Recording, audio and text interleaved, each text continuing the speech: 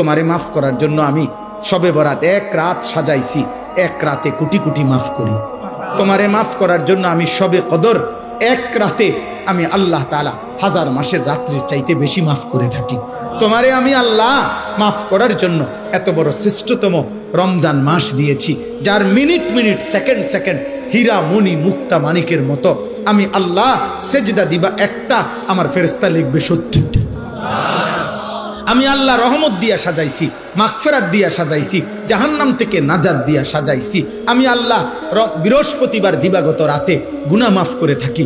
প্রত্যেক দিন তাহাজ্জুদ নামাজের ওয়াক্তে গভীর রাতে কোটি কোটি বান্দা আমি মাফ করি। তাহলে মাফ করার জন্য প্রতিদিন রাত্রে ঠিক করছি, বৃহস্পতিবার রাত্রে ঠিক করছি, শবে বরাত ঠিক করছি, শবে কদর ঠিক করছি, পুরাটা রমজান ঠিক করছি।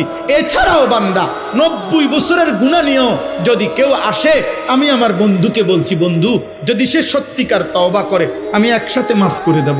আসমান পরিমাণ গুনাহ নিয়ে আসলে মাফ করে দেব, পাহাড় পরিমাণ গুনাহ নিয়ে আসলে মাফ করে দেব, জমিনের বালুকণা পরিমাণ গুনাহ নিয়ে আসলে আমি মাফ করে দেব। তুমি এরপরে বলো, বান্দা আমি যদি তোমাকে জান্নাত দিতে চাইছি বলে কতভাবে আয়োজন করলাম, আমি আর কি বললে, আর কত সুযোগ দিলে তুমি জাহান্নাম থেকে মুক্তি পাইবা।